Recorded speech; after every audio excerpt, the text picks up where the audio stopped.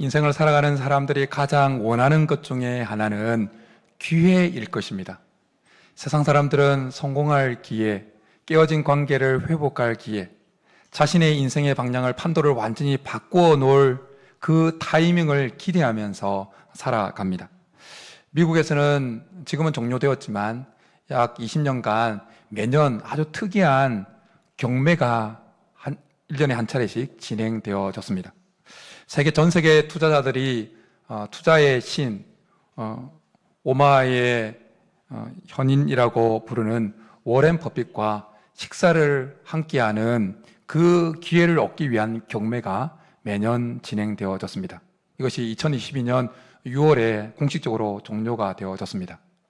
그런데 이 자선 경매 행사에 그 워렌 버핏과 함께 식사를 하기 위한 기회를 얻는 그 경매 금액이 우리의 상상을 초월했습니다. 그리고 마지막 그 경매 기회라는 이야기를 들었을 때 2022년 그 6월에 경매 낙찰가가 무려 1,900만 달러, 잘 감이 안 오시죠? 우리나라 돈으로 지금 환율로 약 환산하면 273억 원 정도 되었습니다. 예, 안 놀라시는 분은 막 그냥 단 몇 시간의 대화와 그걸 하는데 수백억을 투자한 겁니다. 그 자리에 무슨 금덩어리가 쏟아지는 것도 아니고 비밀 문서가 왔다 갔다 하는 것도 아닙니다. 거창한 식사 메뉴가 나오는 것도 아닙니다. 워렌 버핏은 그냥 햄버거와 콜라를 좋아하는 그냥 아주 소탈한 성격으로 잘 알려져 있습니다. 그럼에도 불구하고 사람들은 그 기회를 얻기 위해서 상상을 초월하는 대가를 지불합니다. 왜일까요? 사람들은 그 기회를 얻으면 자신의 인생의 방향이 결정적으로 바뀌게 될 것이라고 믿기 때문입니다. 워렌 버핏이 한마디 해주는 그 말, 조언, 그 삶의 지혜, 그걸 하나 들으면 자신의 인생이 완전히 180도 점핑을 하게 될 것이라고, 바뀌게 될 것이라고 그렇게 믿기 때문에 엄청난 값을 지불한다는 것입니다. 세상 사람들은 이처럼 자기에게 값어치가 있다고 여겨지는 그 기회가 있다면 어떤 것을 지불하고서라도 그 기회를 포착하고 싶어 합니다. 그런데 성도 여러분, 우리는 엄청난 모순 속에서 살아가고 있습니다. 세상에서의 그 기회, 워렌 버핏과 식사하는 그런 기회, 세상에서의 기회는 목숨을 걸어도 얻으려고 하면서도, 그런데 하나님께서 우리의 삶에 주시고자 하는 그 기회는 많은 경우 그냥 지나쳐 버리는 경우가 있다라는 것입니다. 하나님께서 우리의 인생에 주시는 그 기회는 언제나 크게 광고되어서 다가오지 않습니다. 신문 1면에 크게 대문짝만하게 광고되어서 오지 않는다는 것입니다. 예고장도 주어지지 않습니다. 하나님께서 우리에게 주시는 그 기회는 아주 일상에서, 우리가 미처 준비되어 있지도 않은 상태에서, 때로는 가장 우리의 삶의 어두운 자리에 그 기회를 보내신다라는 것입니다. 오늘 본문에 등장하는 여리고성을 잘 생각해 보십시오. 누가 생각해도 무너지지 않을 성, 어떤 공격에도 방어할 수 있는 그 성. 그런데 하나님의 시각에서 볼 때는 이미 그 성의 운명이 결정되어진 상태였습니다. 그런데 그 성 한 가운데도 아니고, 그리고 그 성에 살고 있던 중심 인물도 아니고, 왕도 아니고, 권력자도 아니고, 현자도 아니고, 그 성 변두리로 쫓겨나 있는 그 한 여인 기생 라합에게 하나님의 기회가 찾아오고, 그리고 하나님의 역사가 시작된 것을 보게 되어집니다. 기생 라합이라고 하는 직분도 이상하죠. 그 삶의 모습, 여리고 성 안에서 기생 라합이라고 하는 것은 삶의 그 여리고성 안에서의 삶의 보장에서 벗어나 있는, 언제나 그냥 교체 가능한 소모품 같은 존재로 여겨지는 것이었습니다. 당대 가나안 문화에서 라합 같은 여인에게 주어진 기회라는 것은 무엇이었겠습니까? 그냥 술 먹은 남자가 툭 던지는 몇 푼의 돈, 혹은 내일을 굶지 않을 것 같은 그냥 뭔가 수입, 이런 것이 기회였을 겁니다. 그녀의 인생에 자기의 인생이 완전히 환골탈태하거나 가문의 영광이 찾아온다거나 이런 것은 그의 인생 드라마에 없는 시나리오였습니다. 어떤 이유로 그녀가 그렇게 그 성에서 기생의 자리까지 떨어지는지는 알지 못하겠지만 그녀는 그저 그 성벽 끄트머리에서 떨어지지 않기 위해서 안간힘을 쓰는 존재로 살아가고 있었습니다. 라합의 이야기를 우리가 보게 되어지면 그 기생이라고 하는 그 껍데기를 한꺼풀 딱 벗겨 놓아 보십시오. 그러면 우리는 기생 라합의 인생의 모습 속에서 우리의 인생 이야기를 보게 되어집니다. 라합이 성벽 위에 집을 짓고 거기에 살았다고 하는 것은 어떤 의미가 있을까요? 그것은 언제든지 무너지기 쉽고 그 성벽 아래로 떨어지기 쉬운 그 위험성을 의미하는 것이었습니다. 그리고 그 주류 사이에 편입되지 못하고 언제나 경계에 머무르려만 하는, 변두리만 머물러야 하는 그 소외감을 의미하는 것이었습니다. 오늘 우리의 삶도 잘 살펴보십시오. 겉으로는 견고한 성 같은 그 집에 살고 반듯한 직장에 잘 출근하고 하는 것 같습니다. 그러나 마음 한구석에는 대출금을 언제 다 갚는가 이런 마음이 들기도 하고, 내가 다니고 있는 직장에서 혹시 내 자리가 없어지면 어떡하나, 내가 하고 있는 이 사업에 계속 적자가 발생하면 어떡하나 라는 성벽 위의 위태로움을 늘 안고 살아가는 것이 우리의 삶이다라는 것입니다. 세상은 끊임없이 우리에게 등급을 매깁니다. 학벌로, 재산으로, 외모로, 성 안의 사람인지 성 밖의 사람인지 등급을 매긴다는 것입니다. 이 여리고 성 안에서의 기생 라합의 사회적인 등급은 최하였습니다. 그녀에게 있어서 세상은 더 이상 기대할 것이 없고 그냥 하루하루를 버텨내야만 하는 감옥과도 같은 것이었을 겁니다. 라합이 겪었을 사회적인 시선은 또 어떠했겠습니까? 그녀는 과거의 상처와 자신이 과거에 저질렀던 그 실수라고 하는 꼬리표를 달고 늘 살아야만 했을 겁니다.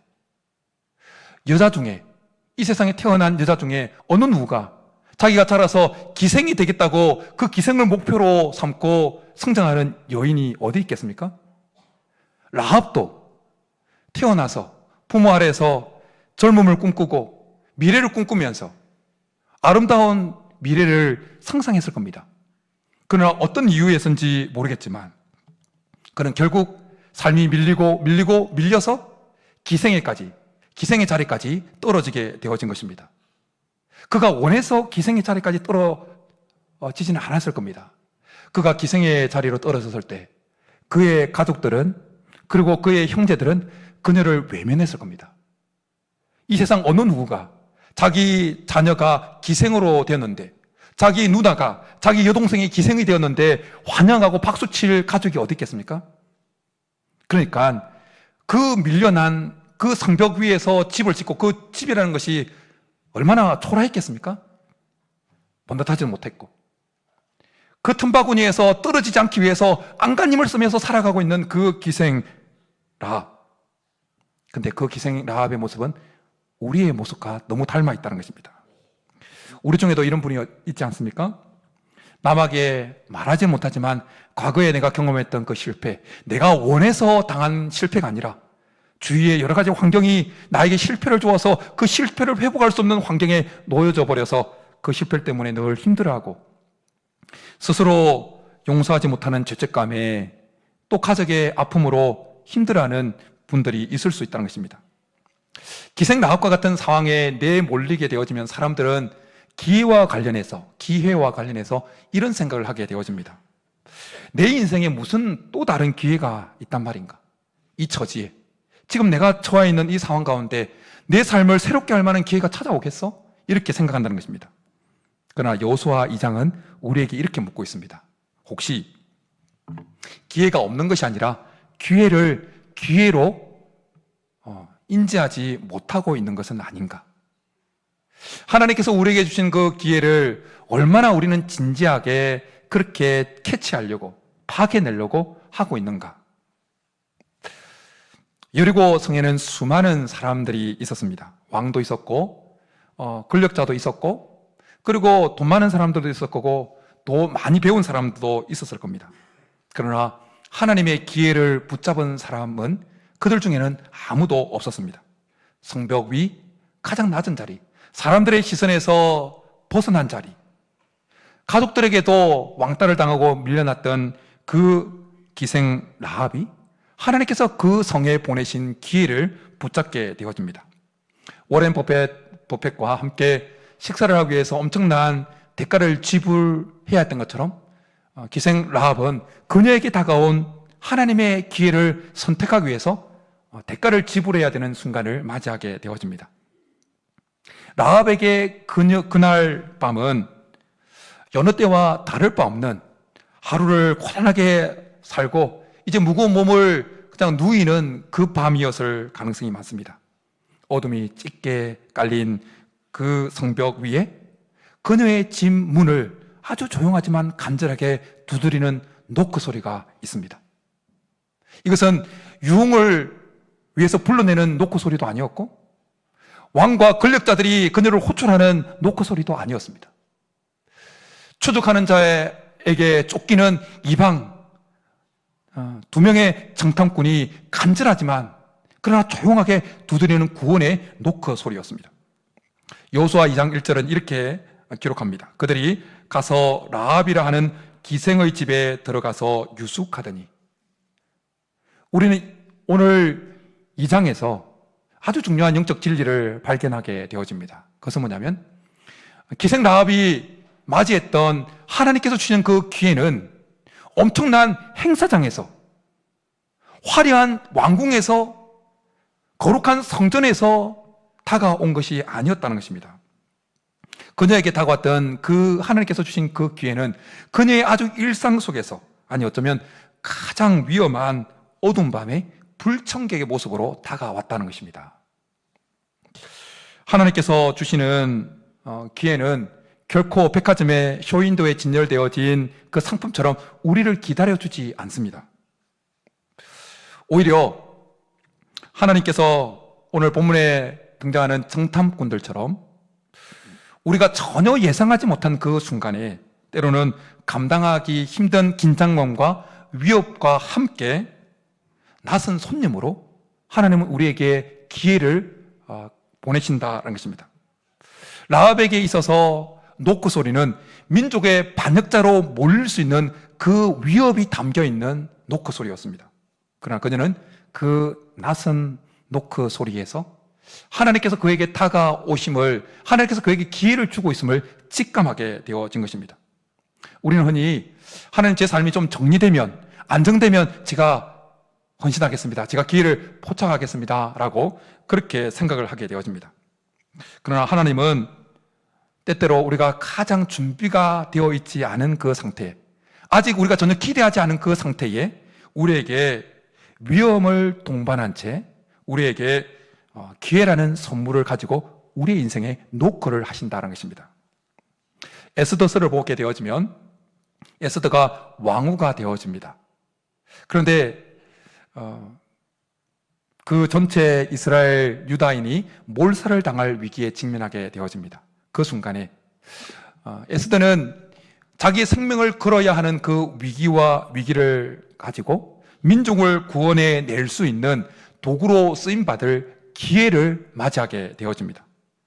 만약 라합이 그날 밤에 문을 열지 않았다면, 오늘은 피곤하니 그냥 지나가라고 생각했다면 기생 라합의 이름은 그냥 이 무너진 여리고성 아래 그냥 깔리고 말았을 겁니다. 그러나 받아들였을 때 그의 이름은 예수님의 계보에 올라가는 믿음의 이름이 되어집니다. 만약 에스더가 자신만 살겠다고 왕후의 지위를 이용해서 자기 혼자 숨었다면 그녀는 그의 삼촌 모르드게의 말처럼 다른 유다인들은 하나님의 다른 방법으로 구원을 받았겠지만 그녀와 그녀의 집은 멸망을 당했을 것입니다. 하나님께서 우리에게 주시는 기회는 잡아야 되고 열어야 되는 것입니다. 열지 않으면 그 기회는 그냥 바람처럼 쑥 지나가 버리는 것입니다. 라합은 그날 밤에 자기에게 찾아온 그 기회에 자기의 안전과 안락함을 걸고 하나님의 기회를 받아들이게 되어집니다. 하나님께서 보내시는 기회는 우리의 상식을 깨뜨리고 우리의 두려움을 시험하면서 다가옵니다. 그런데 여기서 우리는 중요한 문제가 있다는 것을 하나 발견하게 되어집니다. 하나님께서 우리에게 주신 기회인데 대부분의 사람들은 그것을 기회라고 인지하지 못하고 그냥 흘러보내버린다는 것입니다. 여리고 성 안에는 라합만 있었던 것이 아닙니다. 앞선 것에 것처럼 수많은 사람들이 있었습니다. 왕도 있었고 권력자도 있었고 많은 배운 사람도 있었고 심지어 그 땅에서 행해낸 종교행위를 하는 종교인도 있었을 겁니다. 그리고 이스라엘이 저 요단강 건너편에 있던 모압 땅에 있던 이스라엘에서 보낸 정탐꾼들이 우리가 살고 있는 이 여리고성 안에 들어왔다가는 소문이 라합 귀에만 들린 것이 아니었을 겁니다. 왕의 귀에부터 그 성에 살고 있던 수많은 사람들에게 정탐꾼들이 들어왔다가는 소문을 들었을 겁니다. 그래서 그 정탐꾼을 추격한 자들이 생겨나게 되었던 것입니다. 그런데 왜 하나님의 기회를 라합이라고 하는 한 사람만 캐치할 수 있었을까요? 우리는 여기서 기회에 대한 더 깊은 진실을 보게 되어집니다. 하나님께서 우리에게 주시는 그 기회는 우리가 정한 시간에 오는 것이 아니라 하나님이 정한 시간에 온다는 것입니다. 그래서 문제는 이제 여기서 발생하는 거예요. 우리가 계획하고 우리가 기대한 시간에 찾아오지 아니하고 하나님이 계획한 그 시간에 찾아오는 그 기회를 우리는 어떻게 알아내고 어떻게 캐치해서 그 기회를 잘 살려서 우리 삶 가운데 선용할 수 있느냐라는 것입니다. 오늘 본문은 이 라합의 신앙 고백을 통해서 그 질문에 대한 답을 우리에게 제시해 주고 있습니다. 2장 9절부터 11절까지 라합은 정탐꾼들에게 이렇게 신앙을 고백하고 있습니다. 우리 같이 한번 읽겠습니다. 시작. 말하되 여호와께서 이 땅을 너희에게 주신 줄을 내가 아노라. 우리가 너희를 심히 두려워하고 이 땅 주민들이 다 너희 앞에서 간담이 녹나니 이는 너희가 애굽에서 나올 때에 여호와께서 너희 앞에서 홍해물을 마르게 하신 일과 너희가 요단 저쪽에 있는 아모리 사람의 두 왕 시온과 옥에게 행한 일 곧 그들을 전멸시킨 일을 우리가 들었음이니라. 우리가 듣자 곧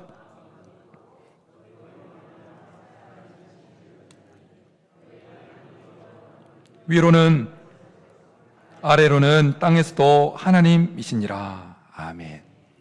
여러분, 이게 이방인이 고백한 고백인데 정말 놀랍지 않습니까? 이 고백이 놀라운 이유는 간단합니다. 라합은 기적을 본 사람이 아닙니다. 그는 기적에 대한 소문만 듣는 사람이에요. 그는 홍해가 갈라진 것을 직접 보지 못한 인물입니다. 그는 요단강 넘쳐나는 그 요단강을 건너는 그 모습을 직접 본 사람이 아닙니다. 기생 라합에게 있던 것은 들었다고 하는 소문 한 가지뿐이었습니다. 그런데 이 소문을 여리고에 살고 있던 기생 라합만 들었습니까? 아니요. 여리고에 살고 있는 모든 사람들이 이 소문을 다 들었습니다. 라합도 듣고 왕도 듣고 많이 배운 사람도 지식 있는 사람도 돈 많은 사람도 잘생긴 사람도 다 들었습니다. 그런데 기생 라합을 제외한 여리고에 살고 있던 모든 사람들에게 있어서 그 소문은 그들에게 공포로 다가왔습니다. 그런데 기생 라합에게 있어서 그 소문은 오히려 그 속에 여호와 하나님을 향한 믿음이 생겨나게 하는 소문이었습니다. 그 속에 하나님이면, 그들의 하나님이면 벼랑 끝에 몰려있는 성벽 위에 매달려서 안간힘을 쓰면서 살아가는 내 인생을 바꿔놓으실 수 있는 분이구나, 이런 마음이 그 마음에 확 밀려온 것입니다. 여러분, 하나님께서 우리에게 주시는 우리의 타이밍이 아니라 하나님의 타이밍으로 우리에게 찾아오시는 그 기회를 우리가 포착하고 우리의 삶에 선용할 수 있는 비결은 바로 이것입니다. 영적인 분별력과 영적인 청각을 계속해서 가지고 살아가는 것입니다. 기생 라합에게는 바로 그것이 있었던 것입니다. 분별력이라는 것은, 영적 분별이라는 것은 단순히 수많은 정보를 수집하는 능력이 아니라 내게 들려온 그 수많은 정보들을 믿음으로 해석하는 능력인 것입니다. 하나님께서 주시는 기회는 소문처럼 그리고 해석하기 어려운 신호처럼 우리에게 다가오게 되어집니다. 그러기에 영적 분별력이 없는 사람은 하나님께서 주신 그 기회를 망쳐버립니다. 놓쳐버립니다. 도구로 생각합니다. 그러나 영적 분별력이 있는 사람은 위기 가운데서 하나님께서 그에게 주시는 기회를 포착하게 되어집니다. 영적 청각이 죽어 있는 사람은 하나님께서 그에게 기회를 가지고 녹화하시는 그 소리를 성가신 간섭으로 여겨서 그냥 패싱합니다. 지나쳐버립니다. 그러나 영적 청각이 살아있는 사람은 뭔가 내 삶에 일어나는 여러 가지 사건, 사고를 통해서 하나님께서 내 삶에 녹화하시는 그 음성을 하나님 손길을 캐치해내고 그것을 듣게 되어진다는 것입니다. 라합은 우리가 듣자 마음이 녹았다라고 고백하고 있습니다. 이 마음이 녹았다고 하는 것은 절망으로 그의 마음이 무너져 내렸다라기보다는 단단해 있던 상처로 아픔으로 지금까지 자기가 기생으로 막장으로 밀릴 수밖에 없었던 그 환경 때문에 아파했던 그 마음이 녹아내리면서 이제는 하나님을 향하여 마음이 열리게 되어지고 그의 시선이 하나님께로 돌이켰다고 하는 그 고백이 담겨 있는 것입니다. 똑같은 소문에 여리고의 여러 사람들은, 기생 라합을 제외한 여러 사람들은 절망으로 그 소문 앞에 반응했지만 기생 라합은 이 소문 앞에 믿음으로 반응을 하게 되어진 것입니다. 그 마음에 그 소문은 이스라엘이 섬기는 그 하나님은 상천하지 하나님구나, 위로는 하늘에서도 땅에는 아래에서도 하나님이시구나, 이 마음이 생겨났고 그리고 그 마음을 청탄꾼을 만났을 때 고백했던 것입니다. 성도 여러분, 오늘날 우리의 삶에도 똑같은 일이 일어납니다. 어떤 사건이 터집니다. 어떤 내 삶에 일정한 패턴이 어그러지는 일이 발생하게 되어집니다. 어떤 소문이 들립니다. 그럴 때 많은 사람들이 그것 앞에, 그 소문 앞에, 그 어떤 패턴의 깨어짐 앞에 절망하고 좌절하고 겁을 먹습니다. 그런데 영적 감각이 살아있고 영적 청각이 살아있는 사람은 그 순간에 스스로에게, 하나님께 묻습니다. 하나님이 지금 이 상황을 통해서 나에게 말씀하시려고 하는 것은 무엇인가? 지금 나에게 다가오는 이 여러 가지 내가 원하지 않은 이 환경을 통해서 하나님께서 주시려고 하는 기회는 무엇인가? 하나님 무엇입니까? 이렇게 묻게 되어진다는 겁니다. 지금 여러분의 삶에 찾아온 고난과 역경의 환경과 소리들을 어떻게 해석하고 계십니까? 끝났구나, 절망이다 라고 세상적인 해석을 하고 있습니까? 아니면 하나님께서 내 삶에 새로운 기회를 가져다 주시는구나, 이렇게 해석하고 계십니까?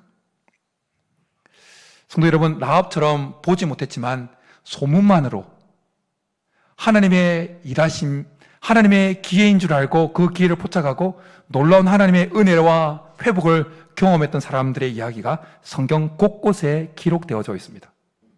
그들이 가지고 있는 공통적인 것은 영적인 분별력과 영적 청각이 살아서 그 자기에게 다가온 여러 가지 환경 속에서 하나님의 기회를 다 포착했다는 것입니다. 라합이 살았던 이 여리고 성의 수천 년 후에 앞을 보지 못하지만 여전히 영적 청각이 살아 있어서 하나님의 놀라운 구원의 은혜, 회복의 은혜를 경험했던 한 인물이 등장하게 되어집니다. 그 인물은 바로 소경 바디메오입니다. 바디메오는 앞을 보지 못하는 시각장애인이었습니다. 그래서 예수님이 어떻게 생겼는지 모릅니다. 예수님께서 기적을 행하는 모습을 직접 보지도 한 번도 기적을 모습을 본 적이 없습니다. 다만 귀로만 들었습니다. 그분이 죽은 자를 살려줬더라, 병자를 일으켜셨더라, 귀신을 떠나게 만드셨더라, 그 소문을 들으면서 바디메오 마음에 그분이 메시아구나, 그분이 구원자구나, 그분이라면 내 삶을 회복시킬 수 있는 분이구나, 이 믿음이 생겼습니다. 그리고 그분을 너무 만나고 싶어 했습니다. 예수님께서 어느 날 여리고성을 지나가려고 하실 때 나사렛 예수라는 그 이야기를 듣자마자 바디메오는 벌떡 일어나 주 다윗의 자손 예수여, 나를 불쌍히 여겨소서, 그렇게 외칩니다. 수많은 사람들이 예수님을 애워싸고 예수님을 함께 지나가고 있었지만 어느 누구도 예수님을 메시아로 부르면서 예수님으로부터 구원의 은혜를 받아 누리는 기회를 받아 누리지 못했습니다. 그러나 단 한 사람, 앞을 보지 못했지만 그러나 영적 청각이 살아있어서, 영적 분별력이 있어서 있던 그 바디메오는 하나님의 구원의 은혜를 받아 누릴 수 있었다는 것입니다. 여러분, 영적 분별력은 수많은 정보를 입력해내는 능력이 아니라 내게 들려온 수많은 정보 가운데 그 정보 속에서 하나님께서 나에게 주시는 그 사인, 나에게 주는 음성, 그것을 분별해내는, 믿음으로 해석해내는 능력이다라는 것입니다. 그것이 하나님께서 우리에게 주시는 그 기회를 캐치해낼 수 있는 통로가 되어지는 것입니다. 교회사에서 가장 위대한 신학자 중에 한 명으로 여겨지는 어거스틴의 회심도 이와 비슷합니다. 마니교회도 그렇게 이단인 마니교회도 심취하고 그렇게 엄청난 피폐한 생활을 보내던 어거스틴, 영적 갈급함이 있어서 정원에 그냥 있는데 아이들이 뛰놀면서 이렇게 노래하면서 놉니다. 집어들고 읽으라. 그냥 아이들의 노래 소리였습니다. 그런데 그 순간 어거스틴을 제외한 수많은 사람들은 그냥 어린아이들의 노래 소리 가사라고 여겼지만 어거스틴은 그 순간 그 아이들의 노래 소리를 즉시 성경을 펼쳐서 읽으라고 하는 하나님의 음성으로 해석해냅니다. 그 순간 성경을 펼쳐서 로마서 13장을 읽고 그의 인생을 청산한, 그냥 사생활을 낙후하는 그 어둠 가운데 행하던 그 행위를 청산하고 그의 삶이 바뀔 뿐만 아니라 기독교 역사의 핵을 끊는 통로로, 도구로 쓰임받게 되어집니다. 여러분, 분별력은 같은 정보라도 믿음으로 해석해내는 능력인 것입니다. 여러분 보십시오. 바디메오는 길거리의 그 소음 속에서 자기의 회복의 기회를 얻었고, 어거스틴은 아이들의 노래 소리에서 자기의 인생을 완전히 바꿔놓는 기회를 얻었고, 오늘 본문의 기생 라합은 청탐꾼의 은밀한 방문에 그의 인생을 바꿔놓는 기회를 얻게 되어졌습니다. 하나님 지금도 우리의 삶에서 여러 가지 사건 사고를 통해서, 여러 사람들의 말을 통해서, 때로는 내가 원치 않은 사고를 통해서 그 사고라는 그 포장지 안에 기회라는 선물을 담아서 우리에게 녹화하시고 다가오신다는 것입니다. 분별력이 없는 자들, 영적 분별력이 없는 자들, 영적 청각이 죽어있는 자들은 그 포장지의 겉모습만 보고 왜 이렇게 지저분해? 왜 이렇게 더러워? 그리고 그 기회를 함께 포장지와 함께 버려버린다는 겁니다.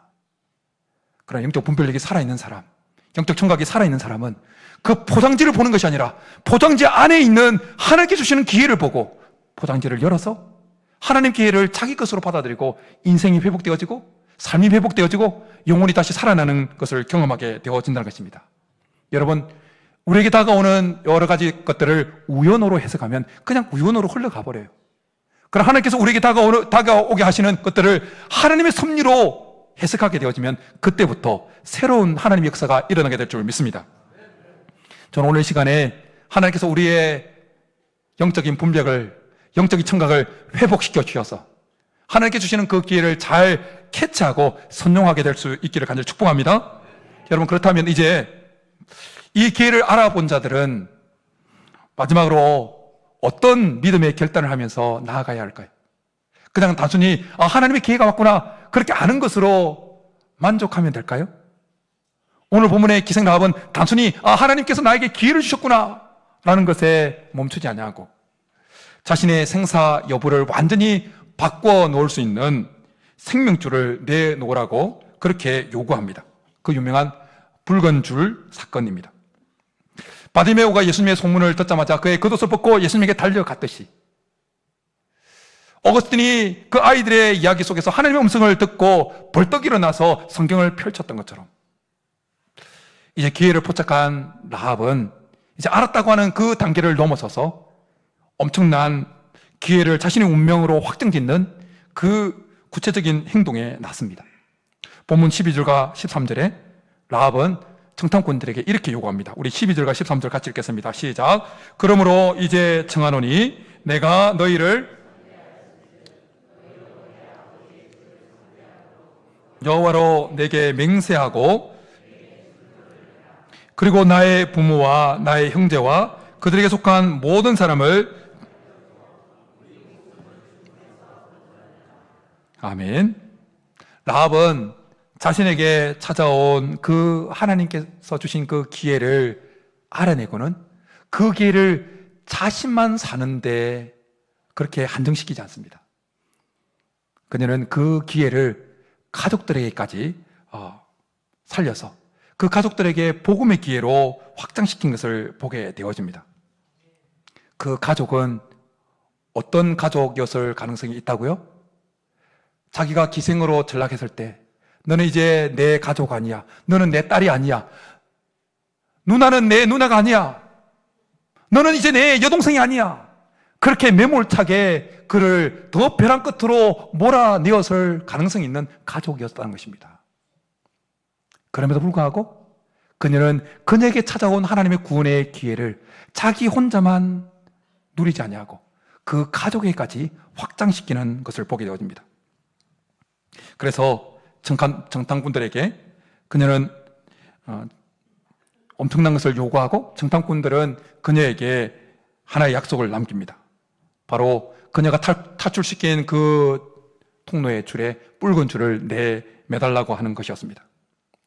여리고성이 무너지는 그날, 그 아비규환의 상황 가운데 유일하게 안전한 곳은 그 붉은 줄이 매달려 있는 기생 라합의 집이었습니다. 그리고 이 붉은 줄은 먼 훗날 이 땅에 오셔서 우리 죄를 위해서 피 흘리시고 살 찢기신 예수 그리스도의 십자가 보혈을 상징하는 것이었습니다. 세상 사람들은 273억 그 돈을 내어서 워렌 버핏과 식사하는 그것에 자기의 인생을 걸려고 하지만 오늘 기생 라합은 그 생명줄에 기생의 인생을 완전히 바꿔놓을 수 있는 그 인생을 걸었다는 것입니다. 라합이 붙잡은 기회의 위대함은 그녀가 자신의 가족들을 그 줄 아래로 계속해서 들어오도록 초청했다는 것입니다. 그녀는 그녀의 부모와 그 형제들에게, 그 형제들에게 관계되어 있는 모든 자들에게 외쳤을 거예요. 이 성은 곧 무너집니다. 저희 집으로 오셔야 됩니다. 이 붉은 밧줄이 내려져 있는 저희 집으로 오셔야만 살 수 있습니다. 여러분, 이것을 외쳤을 때 가족들의 반응이 어땠을까요? 야, 그래? 그리고 금방 그 초청에 응했을까요? 저것이 돌았나? 미쳤나? 이제 기생짓을 하다가 이제 정신까지도 혼미해졌나? 이런 반응이지 않았겠습니까? 그럼에도 불구하고 기생 라합은 그들의 가족의 외면에 불구하고 계속 더 간절하게 외쳤을 겁니다.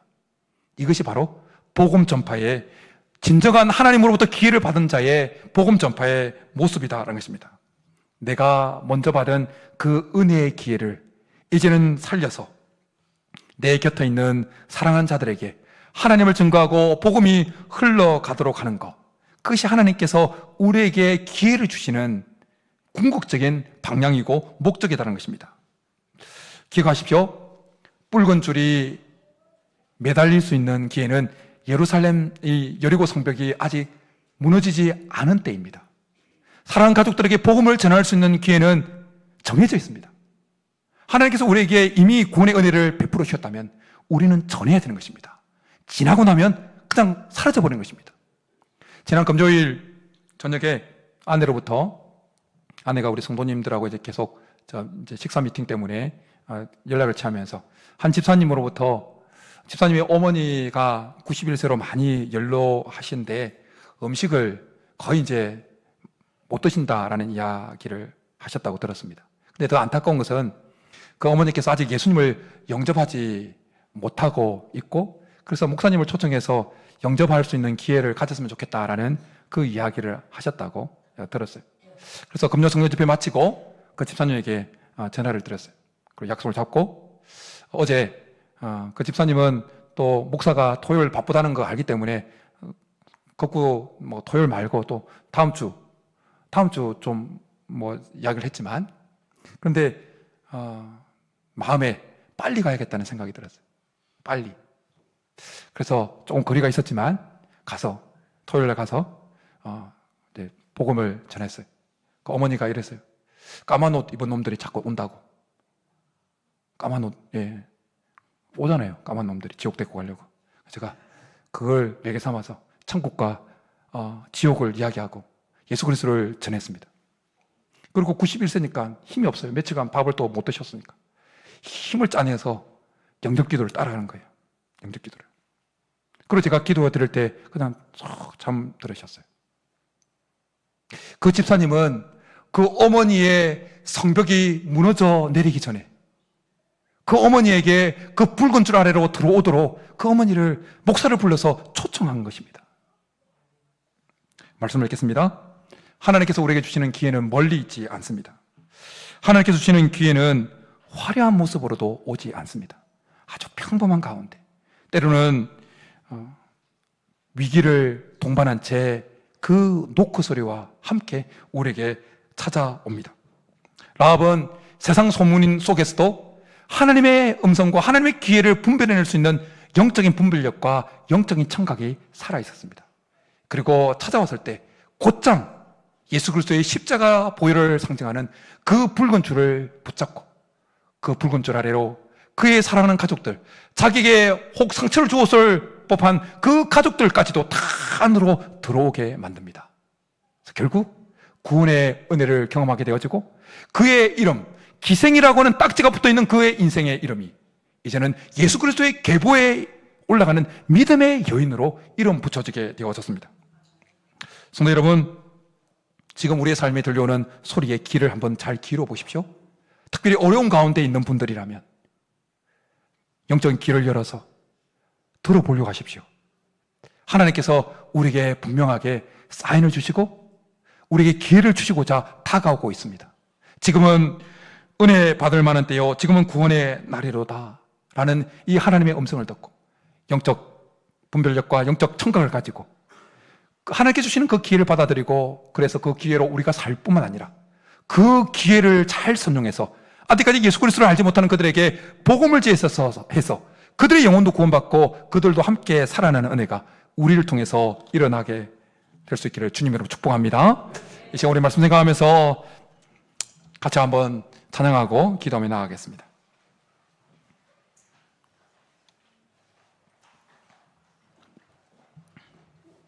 주만 바라볼지라.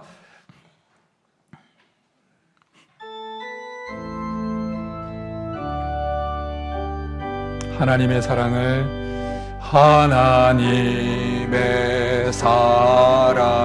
사모하는 하나님의 평안을 바라보는 자, 너의 모든 것 창조하신 우리 주님이 너를 얼마나 사랑하시는지 하나님께 찬양과 경배하는 하나님의 선하심을 닮아가는 자, 너의 모든 것 창조하신 우리 주님이 너를 자녀 삼으셨. 하나님 사랑의 눈으로, 하나님 사랑의 눈으로 너를 어느 때나 바라보시고 하나님 민자한 귀로서 언제나 너에게 기울이시니 어두움에 밝은 빛을 비춰주시고 너의 작은 신음에도 응답하시니 너는 어느 곳에 있든지 주를 향하고 주만 바라보. 하나님 사랑의 눈으로, 하나님 사랑의 눈으로 너를 어느 때나 바라보시고 하나님 민자한 귀로서 언제나 너에게 기울이시니 어두움에 밝은 빛을 비춰주시고 너의 작은 신음에도 응답하시니 너는 어느 곳에 있든지 주를 향하고 주만 바라볼지라 주만 바라볼지라.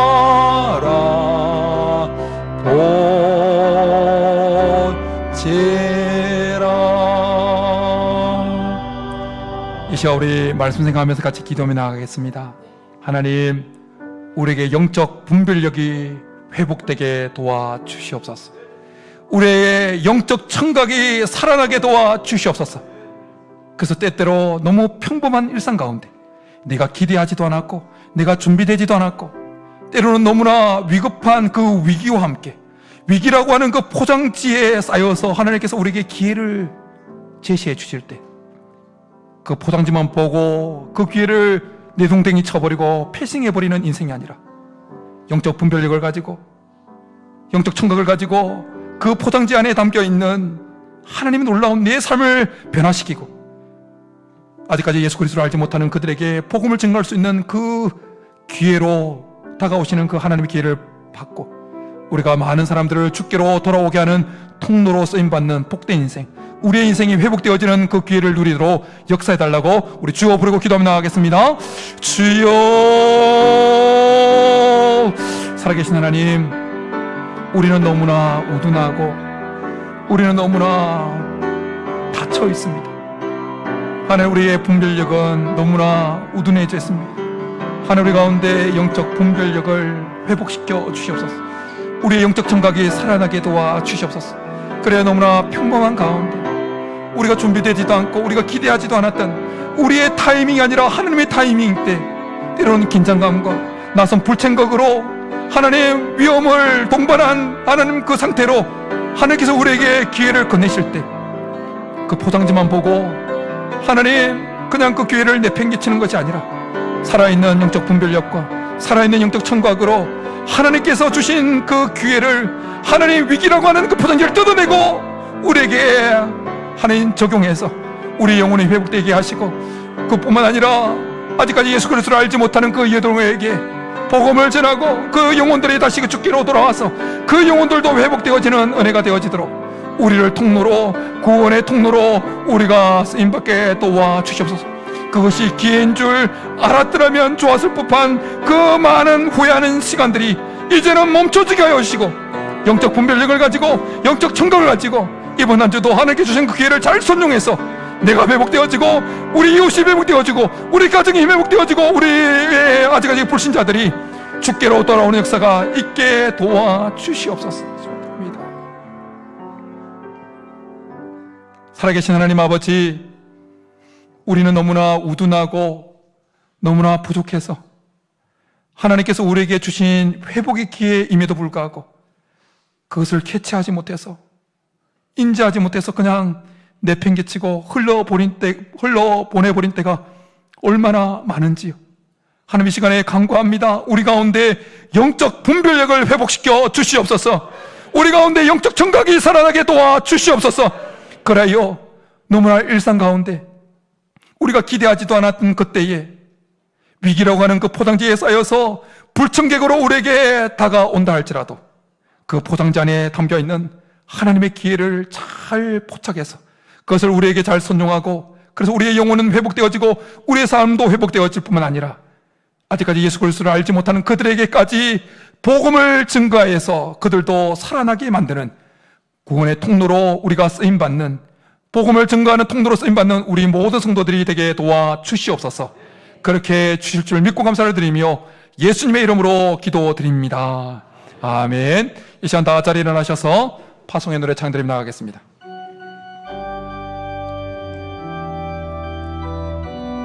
회복되어진